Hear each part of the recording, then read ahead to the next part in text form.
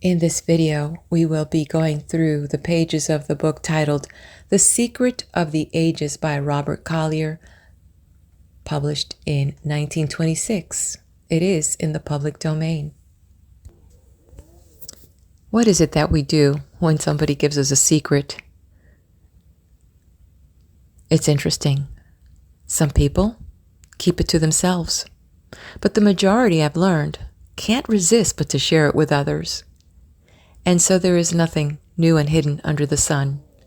Here we have it. Hopefully you're enjoying this. If you're new to my channel, welcome, welcome. I am Daisy, your hostess, and you are in my book playlist. And to our Fortune community, welcome back. Hopefully, as we dig in through these following pages, the secret of the ages will be revealed. Hey, if you get it before I do, post it in the comment. All right, let's get on now with Volume 2, Chapter 3, The Primal Cause. A selection from Genesis 1, verse 2. And the earth was without form and void, and the darkness was upon the face of the deep, and the Spirit of God moved upon the face of the waters. A quote by Carlyle. This city, with all its houses, palaces, steam engines, cathedrals, and huge, immeasurable traffic and tumult, what is it but a thought? But millions of thoughts made into one. A huge, immeasurable spirit of a thought, embodied in brick, in iron, smoke, dust, palaces, parliaments, coaches, docks, and the rest of it. Not a brick was made, but some man had to think of the making of that brick. For thousands of years, the riddle of the universe has been the question of causation. Did the egg come first, or the chicken? The globe, says an Eastern proverb, rests upon the howdah of an elephant.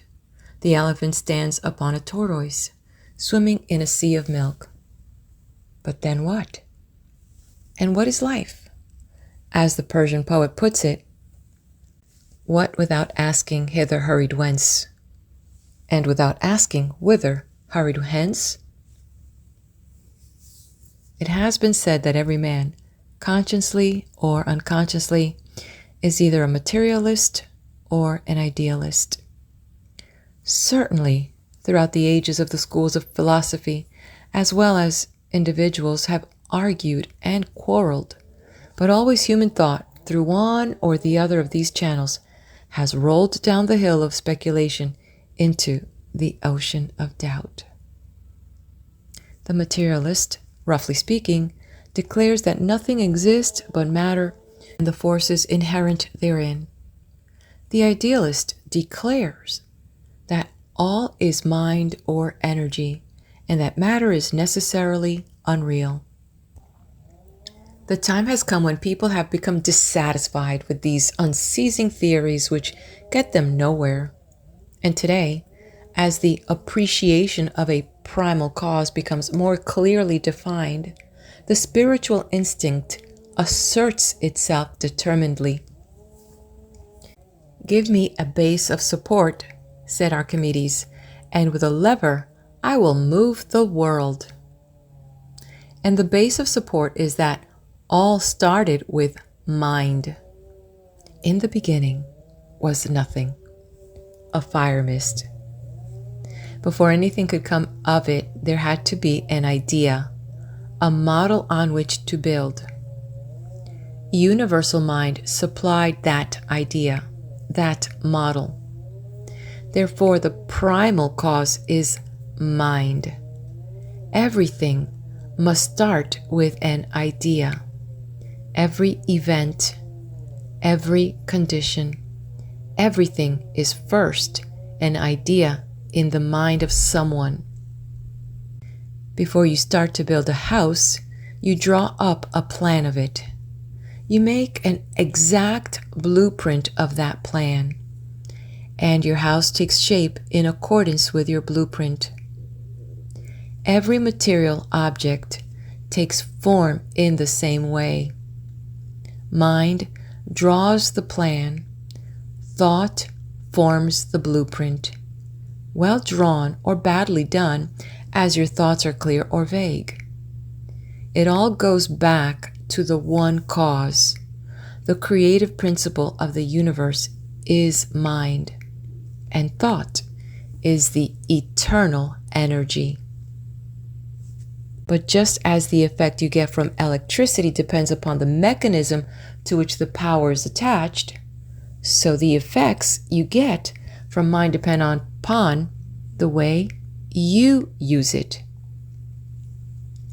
We are all of us dynamos. The power is there, unlimited power. But we've got to connect it up to something, set it some task, give it work to do, else are we no better off than the animals? The 7 wonders of the world were built by men with few of the opportunities or facilities that are available to you. They conceived these gigantic projects first in their own minds, pictured them so vividly that their subconscious minds came to their aid and enabled them to overcome obstacles that most of us would regard as insurmountable. Imagine building the pyramids of Giza, enormous stone upon enormous stone, with nothing but bare hands. Imagine the labor, the sweat, the heartbreaking toil of erecting the Colossus of Rhodes, between whose legs a ship could pass. Yet men built these wonders in a day when tools were of the crudest and machinery was undreamed of by using the unlimited power of mind. Mind is creative, but it must have a model on which to work. It must have thoughts to supply the power. There are in universal mind ideas for millions of wonders greater far than the 7 wonders of the world. And those ideas are just as available to you as they were to the artisans of old, as they were to Michelangelo when he built St. Peter's in Rome, as they were to the architect who conceived the Woolworth Building or the engineer who planned the Hell Gate Bridge. Every condition, every experience of life is the result of our mental attitude. We can do only what we think we can do. We can be only what we think we can be. We can have only what we think we can have. What we do, what we are, what we have, all depend upon what we think. We can never express anything that we do not first have in mind. The secret of all power, all success, all riches is in first thinking powerful thoughts, successful thoughts, thoughts of wealth, of supply. We must build them in our mind first.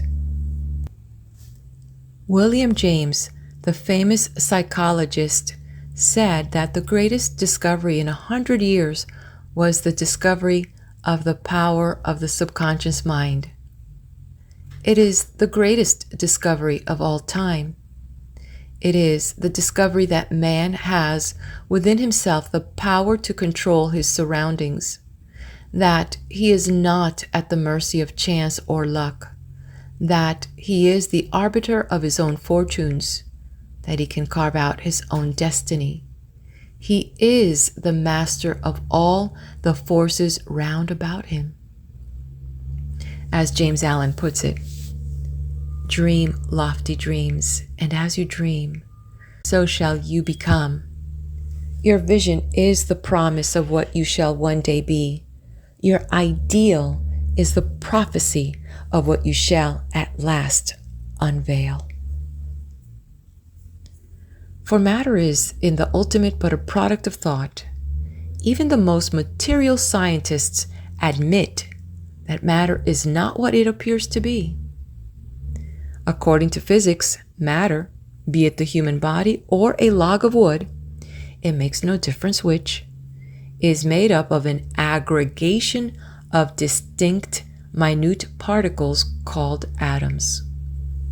Considered individually, these atoms are so small that they can be seen only with the aid of a powerful microscope, if at all. Matter, dream, or reality?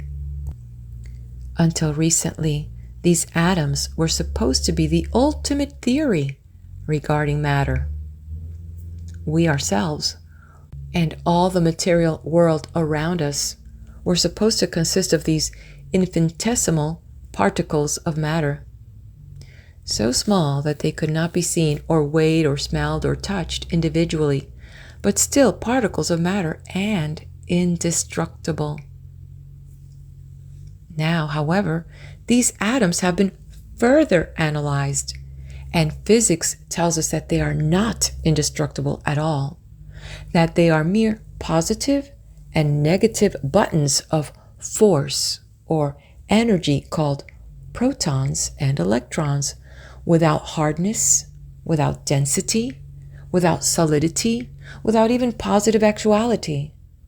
In short, they are vortices in the ether, whirling bits of energy, dynamic, never static, pulsating with life, but the life is spiritual.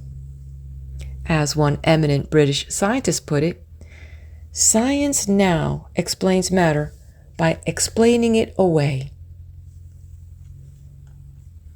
And that, mind you, is what the solid table in front of you is made of, is what your house, your body, the whole world is made of, whirling bits of energy.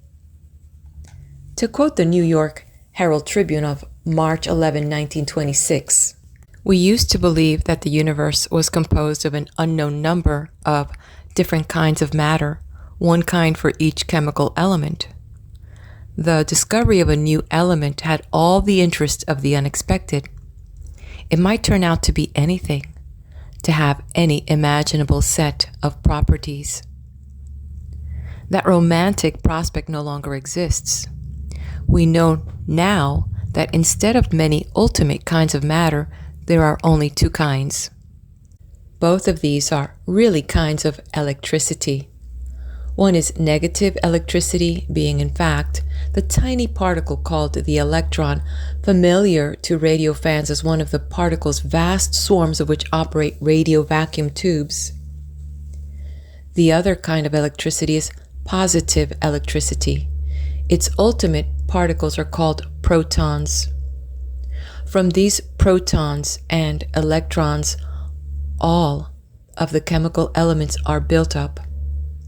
Iron and lead and oxygen and gold and all others differ from one another merely in the number and arrangement of the electrons and protons which they contain. That is the modern idea of the nature of matter. Matter is really nothing but electricity.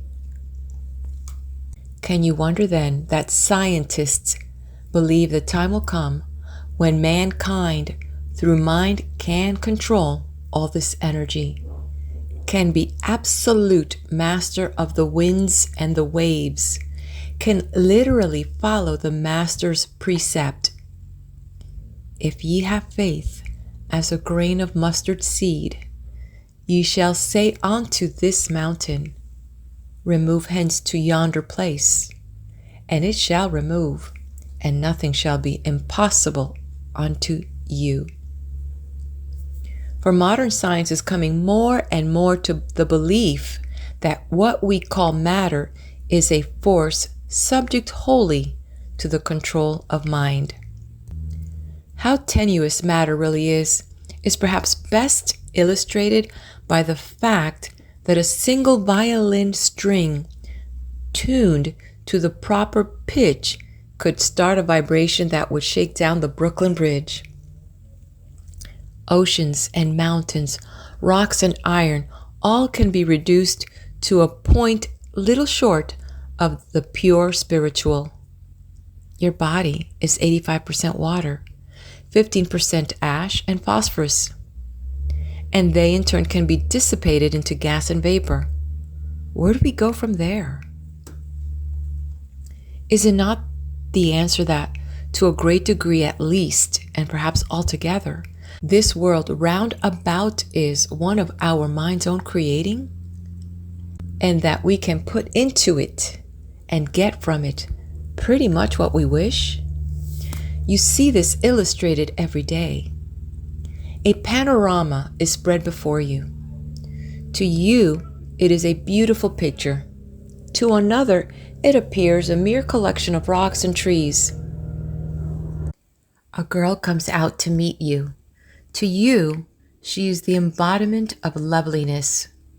To another, all that grace and beauty may look drab and homely. A moonlit garden with its fragrant odors and dew-drenched grass may mean all that is charming to you, while to another it brings only thoughts of asthma or fever or rheumatism. A color may be green to you that to another is red. A prospect may be inviting for you that to another is rugged and hard. To quote Applied Psychology by Warren Hilton, the same stimulus acting on different organs of sense will produce different sensations. A blow upon the eye will cause you to see stars.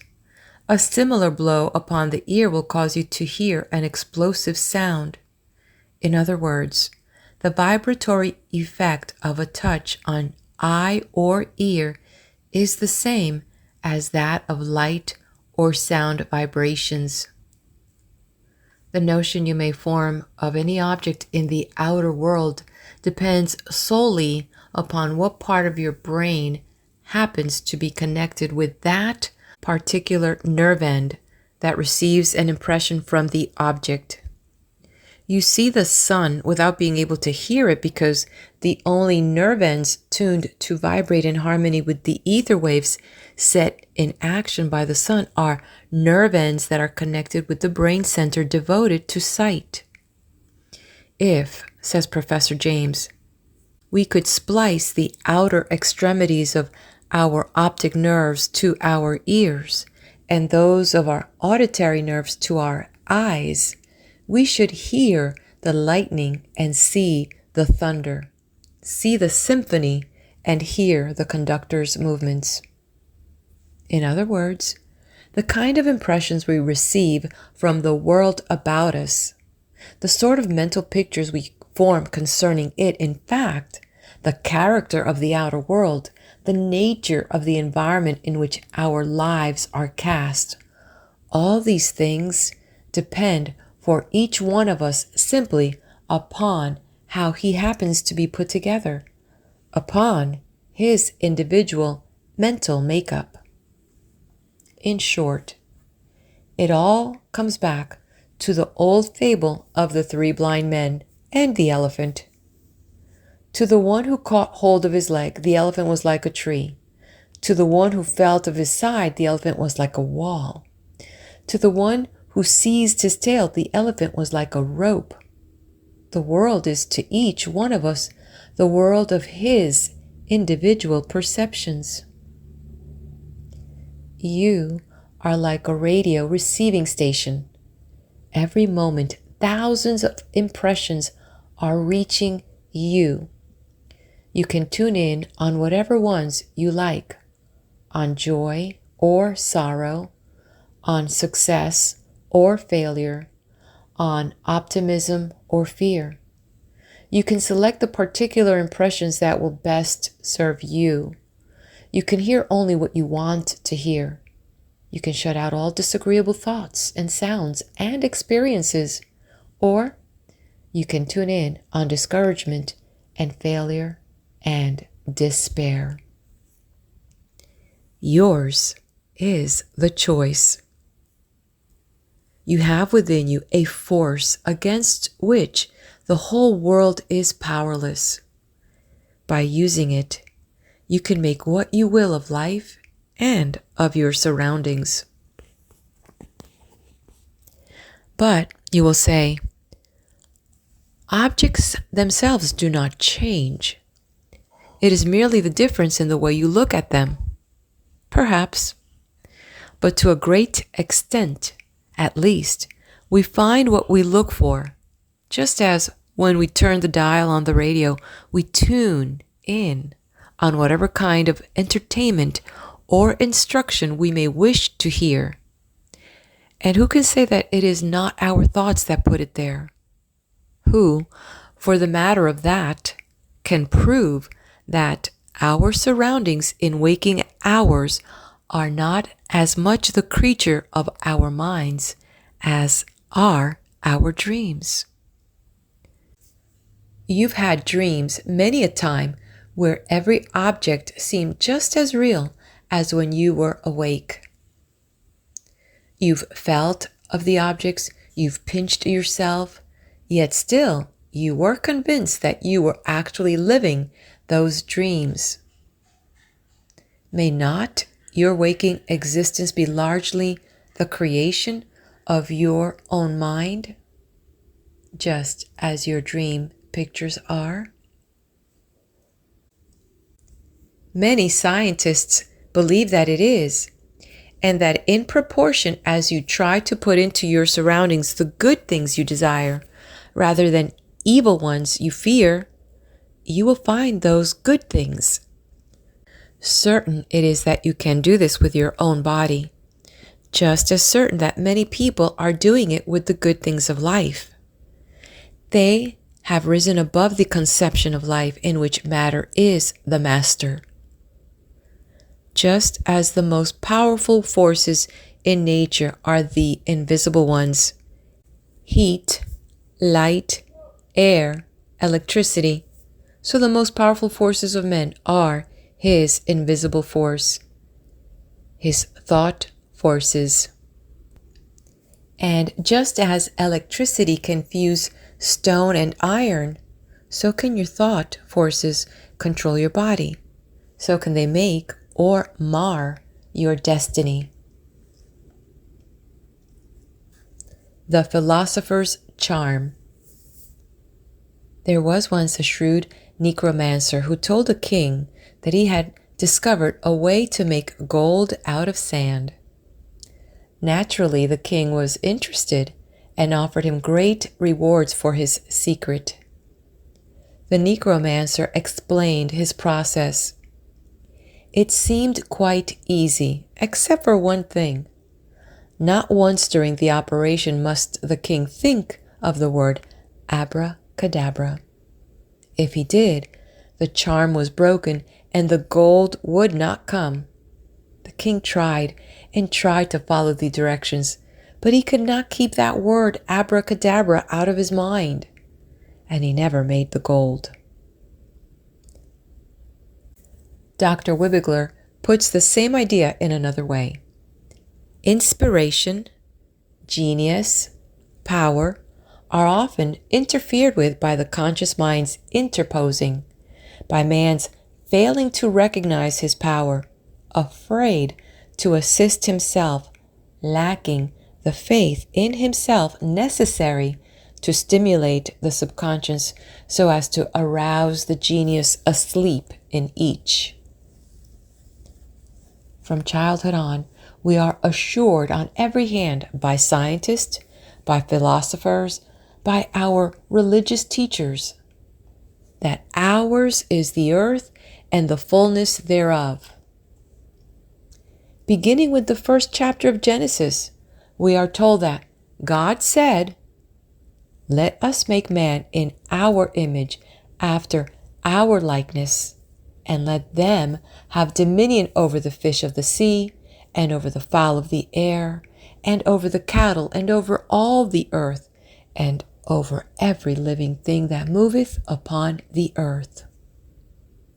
All through the Old and the New Testament, we are repeatedly adjured to use these God-given powers.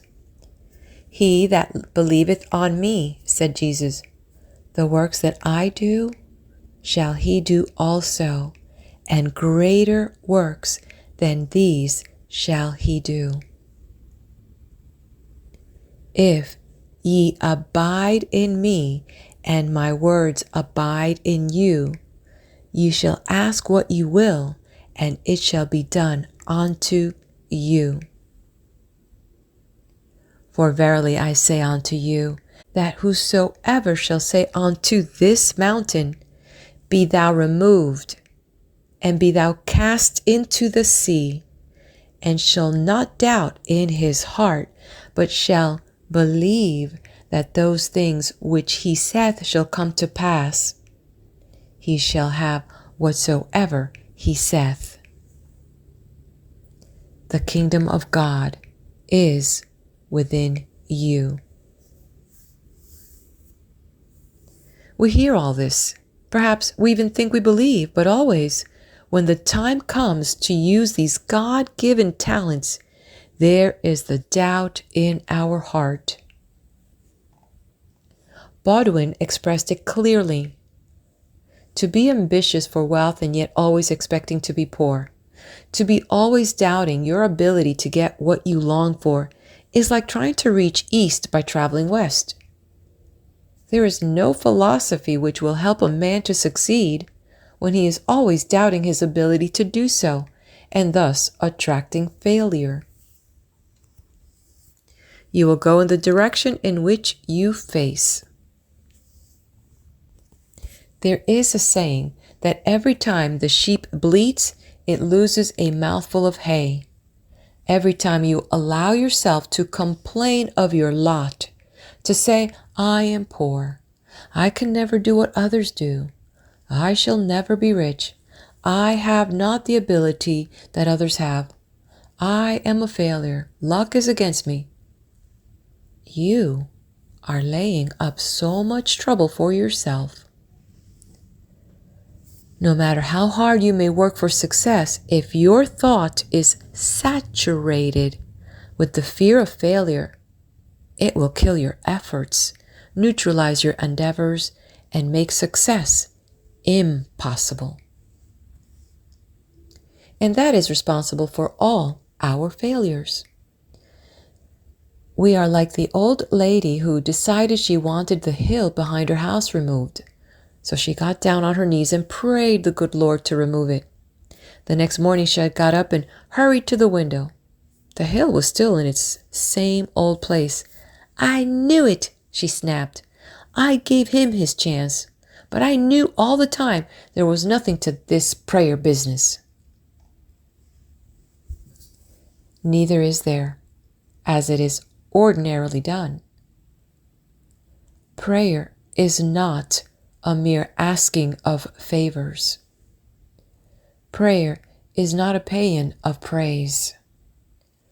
Rather, prayer is a realization of the God power within you, of your right of dominion over your own body, your environment, your business, your health, your prosperity. It is an understanding that you are heir of God and co-heir with Christ, and that as such, no evil has power over you, whereas you have all power for good. And good means not merely holiness. Good means happiness, the happiness of everyday people.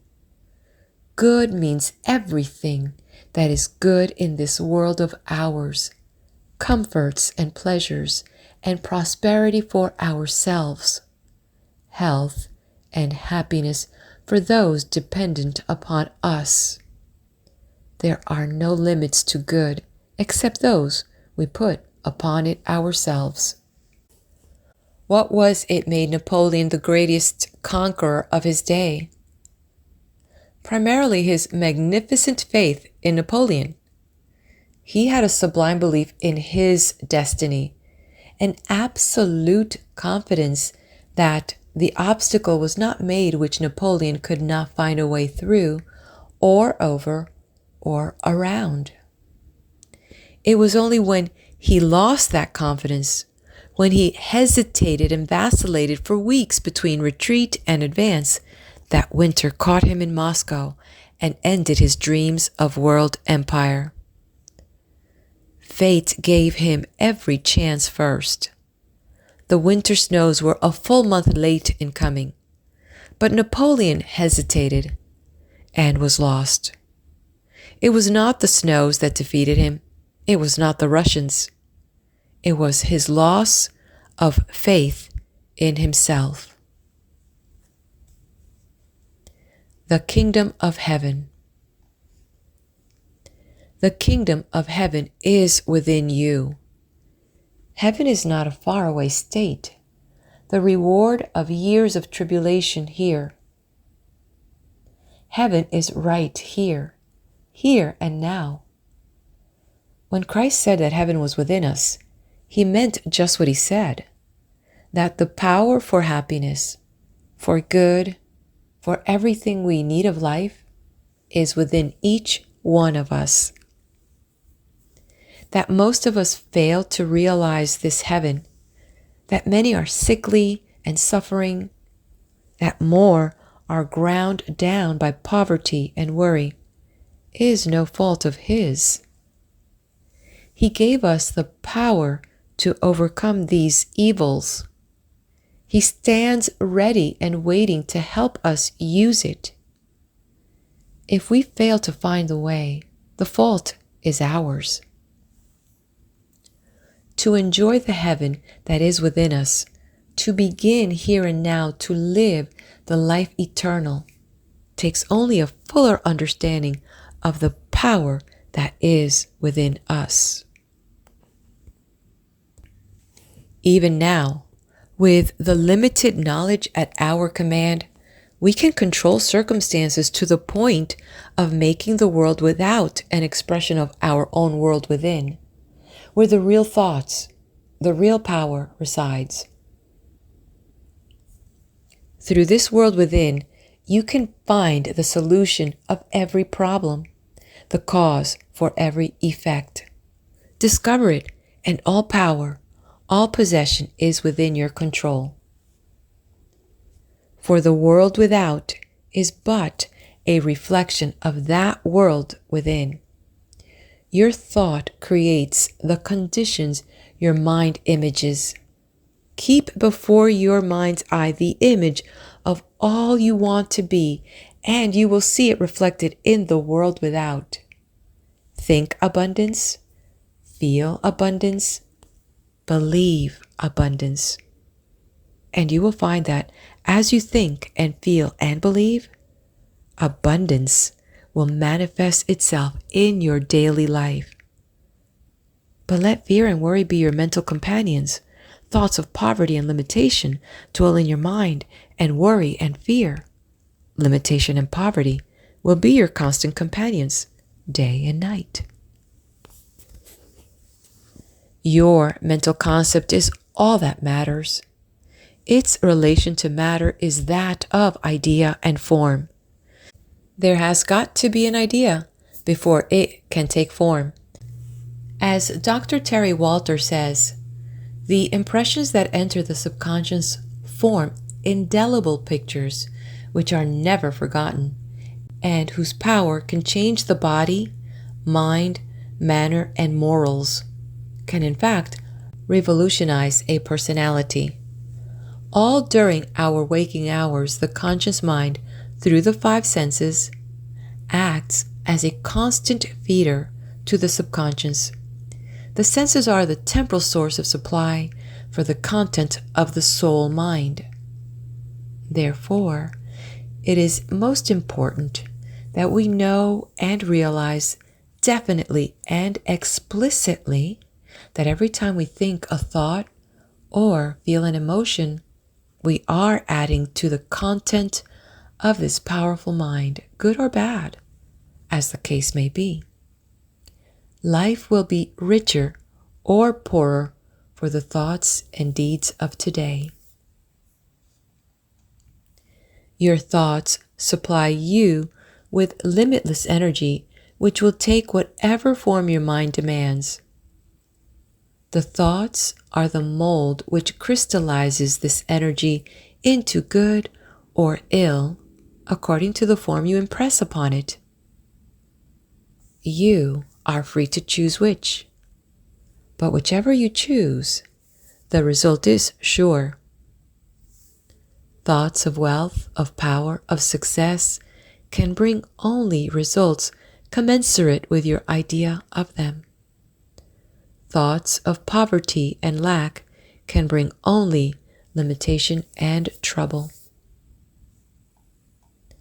A radical doctrine, you'll say, and think me wildly optimistic, because the world has been taught for so long to think that some must be rich and some poor, that trials and tribulations are our lot, that this is at best a vale of tears. The history of the race shows that what is considered to be the learning of one age is ignorance to the next age. Dr. Edwin E. Slauson, editor of Science Service, speaking of the popular tendency to fight against new ideas merely because they were new, said, "All through the history of science, we find that new ideas have to force their way into the common mind in disguise, as though they were burglars instead of benefactors of the race." And Emerson wrote, "The virtue in most requests is conformity. Self-reliance is its aversion. It loves not realities and creators, but names and customs." In the ages to come, man will look back upon the poverty and wretchedness of so many millions today and think how foolish we were not to take advantage of the abundance all about us. Look at nature. How profuse she is in everything. Do you suppose the mind that imaged that profuseness ever intended you to be limited, to have to scrimp and save in order to eke out a bare existence? There are hundreds of millions of stars in the heavens. Do you suppose the mind which could bring into being worlds without number in such prodigality intended to stint you of the few things necessary to your happiness? What is money but a mere idea of mind, a token of exchange? The paper money you have in your pockets is supposed to represent so much gold or silver currency. There are billions upon billions of this paper money in circulation, yet all the gold in the world amounts to only about $8 billion. Wealth is in ideas, not in money or property. You can control those ideas through mind. Reduced to the ultimate, to the atom, or to the electron, everything in this world is an idea of mind. All of it has been brought together through mind. If we can change the things we want back into mental images, we can multiply them as often as we like, possess all that we like. To him that hath. Take as an example the science of numbers. Suppose all numbers were of metal, that it was against the law to write figures for ourselves. Every time you wanted to do a sum in arithmetic, you'd have to provide yourself with a supply of numbers, arrange them in their proper order, work out your problems with them. If your problems were too abstruse, you might run out of numbers, have to borrow some from your neighbors or from the bank. How ridiculous, you say. Figures are not things. They are mere ideas, and we can add them or divide them or multiply them or subtract them as often as we like. Anybody can have all the figures he wants. To be sure he can. And when you get to look upon money in the same way, you will have all the money you want.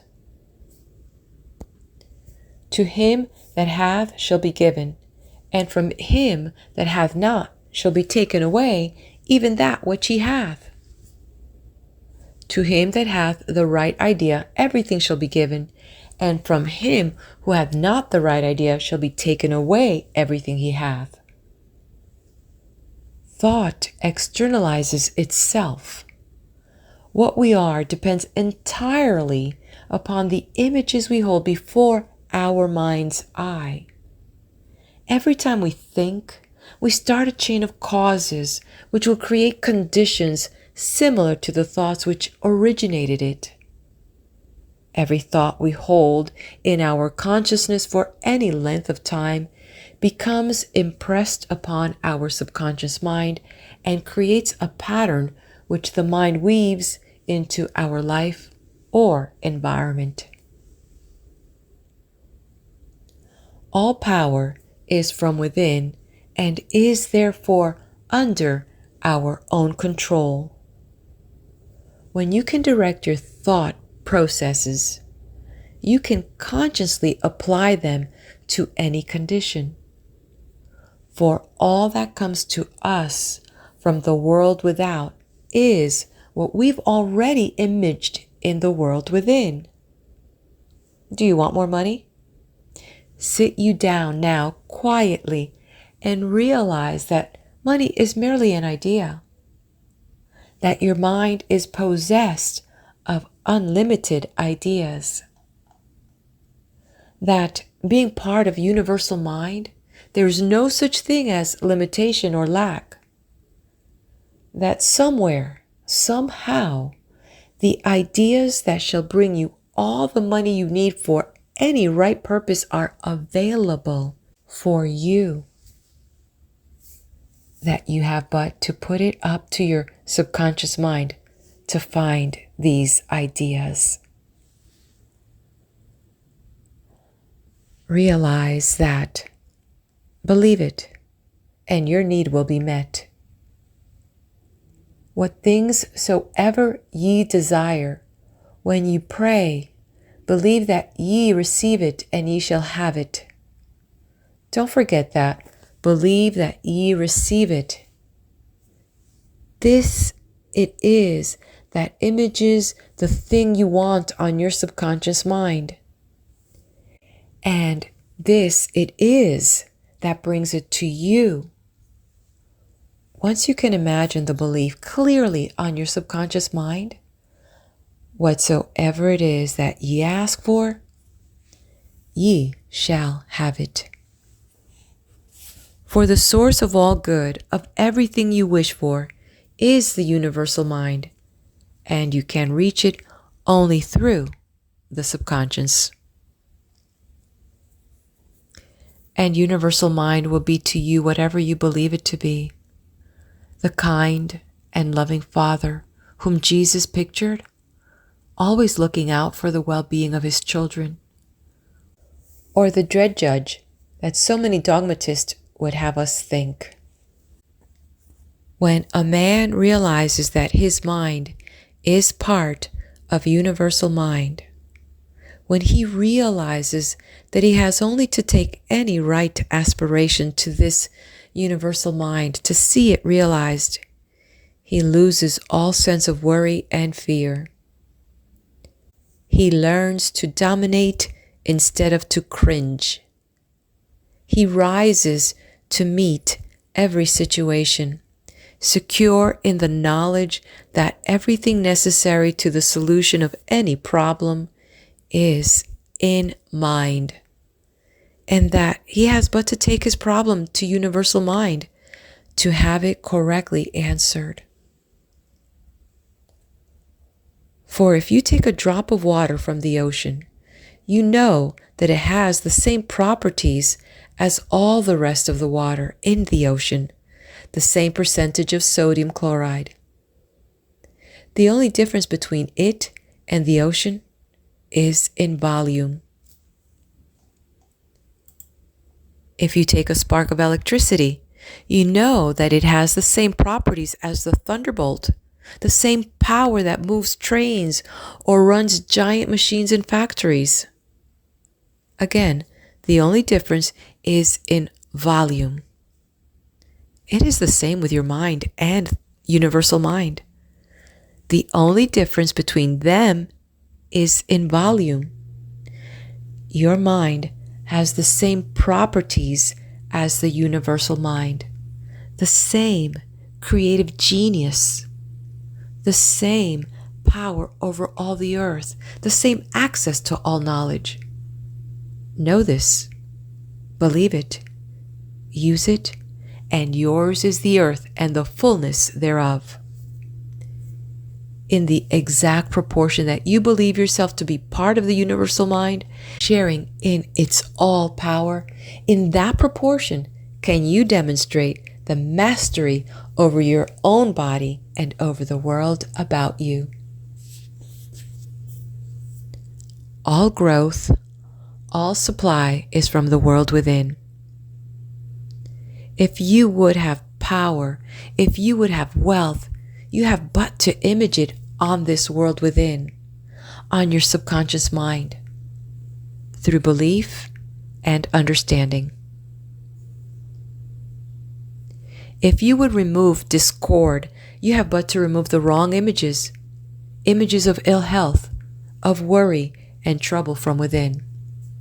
The trouble with most of us is that we live entirely in the world without.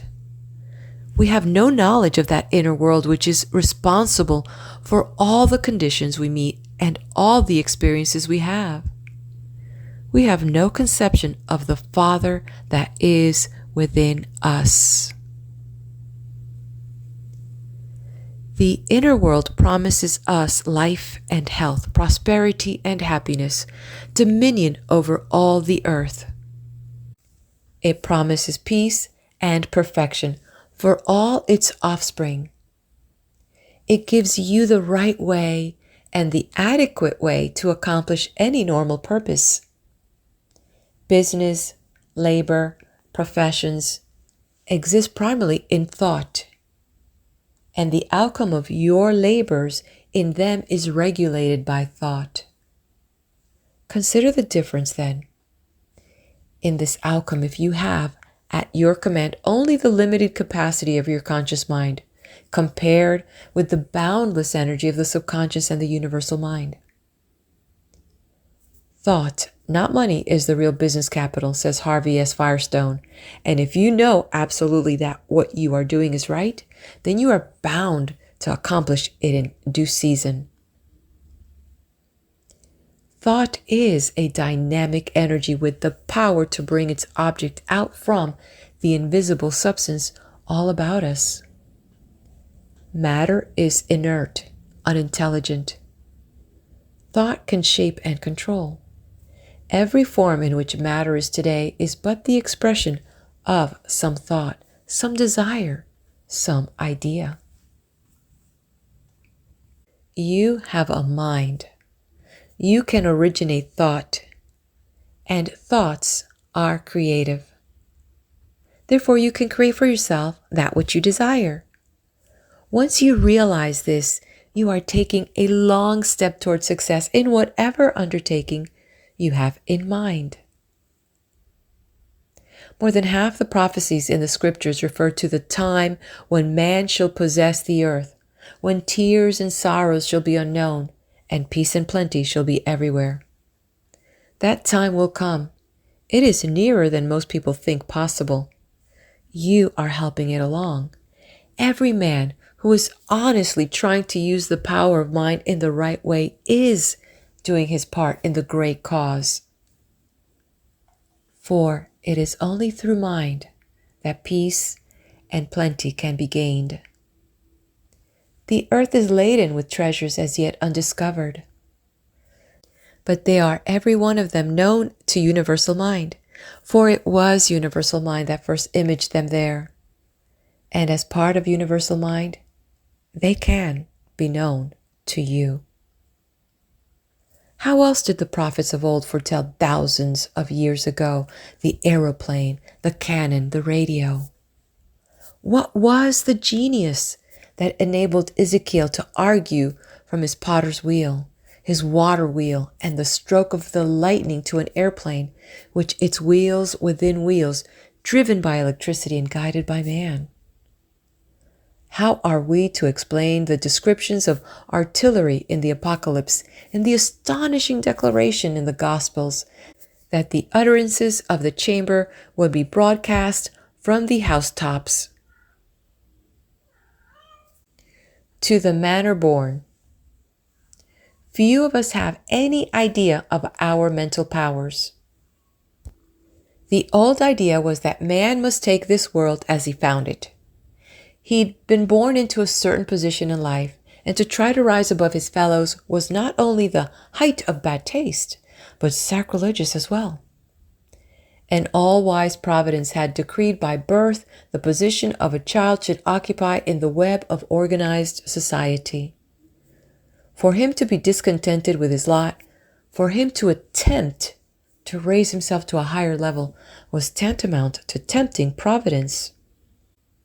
The gates of hell yawned wide for such scatterbrains, who were lucky if in this life they incurred nothing worse than the ribald scorn of their associates.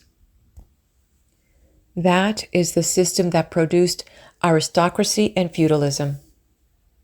That is the system that feudalism and aristocracy strove to perpetuate.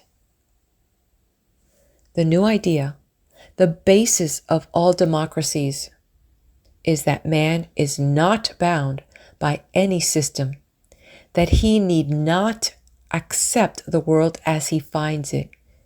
He can remake the world to his own ideas. It is merely the raw material. He can make what he wills of it. It is this new idea that is responsible for all our inventions, all our progress. Man is satisfied with nothing. He is constantly remaking his world, and now more than ever will this be true. For psychology teaches us that each one has within himself the power to become what he wills. Learn to control your thought. Learn to image upon your mind only the things you want to see reflected there.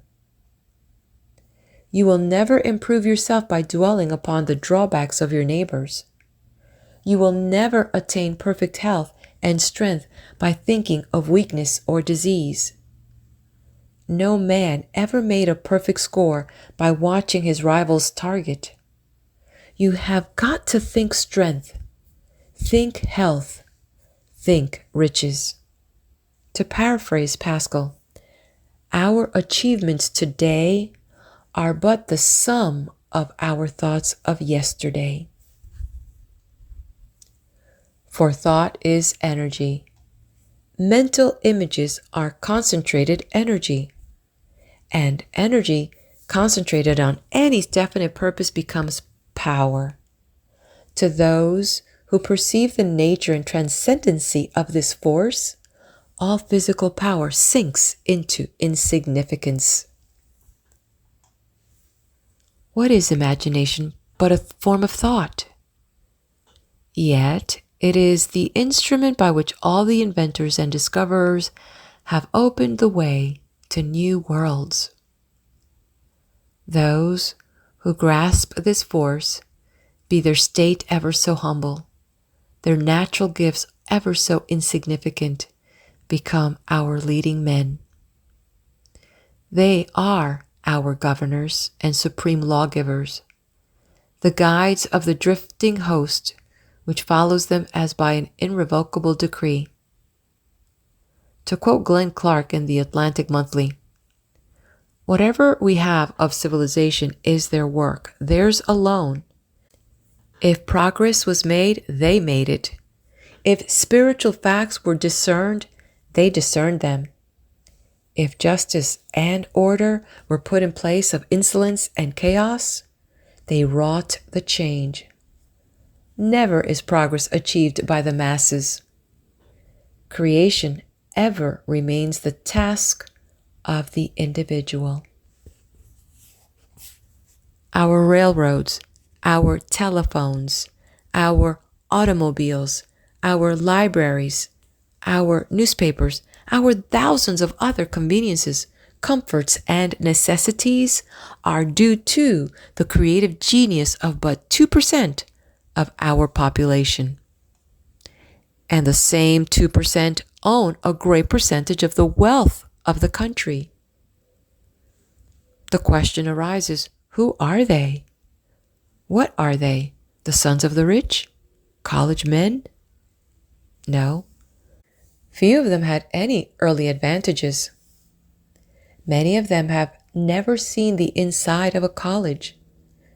It was grim necessity that drove them, and somehow, some way, they found a method of drawing upon their genie of the mind, and through that inner force, they have reached success. You don't need to stumble and grope. You can call upon your inner forces at will. There are 3 steps necessary.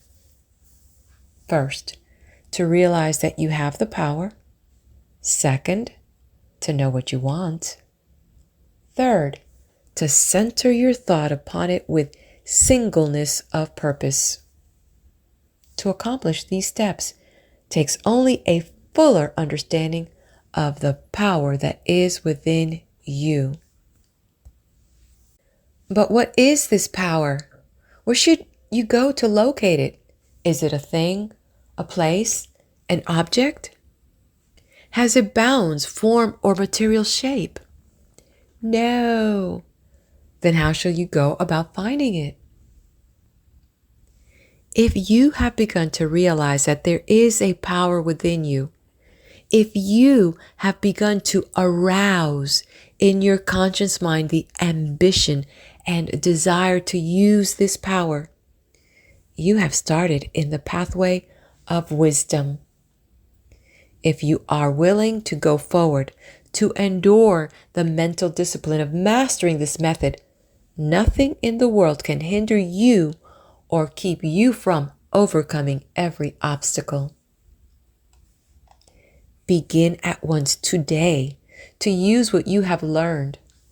All growth comes from practice. All the forces of life are active. Peace, joy, power. The unused talent decays. Open the door. Behold, I stand at the door and knock. If any man hear my voice and open the door, I will come in to him and will sup with him and he with me. So let us make use of this dynamo, which is you. What is going to start it working? Your faith, the faith that is begotten of understanding. Faith is the impulsion, the propulsion of this power within. Faith is the confidence, the assurance, the enforcing truth, the knowing that the right idea of life will bring you into the reality of existence and the manifestation of the all power. All cause is in mind, and mind is everywhere. All the knowledge there is, all the wisdom there is, all the power there is all about you, no matter where you may be. Your mind is part of it. You have access to it. If you fail to avail yourself of it, you have no one to blame but yourself. 4. As the drop of water in the ocean shares in all the properties of the rest of the ocean water, so you share in that all power, all wisdom of mind. If you have been sick and ailing, if poverty and hardship have been your lot, don't blame it on fate. Blame yourself. Yours is the earth and everything that's in it. But you've got to take it. The power is there, but you must use it. It is round about you like the air you breathe. You don't expect others to do your breathing for you. Neither can you expect them to use your mind for you. Universal intelligence is not only the mind of the creator of the universe, but it is also the mind of man. Your intelligence, your mind.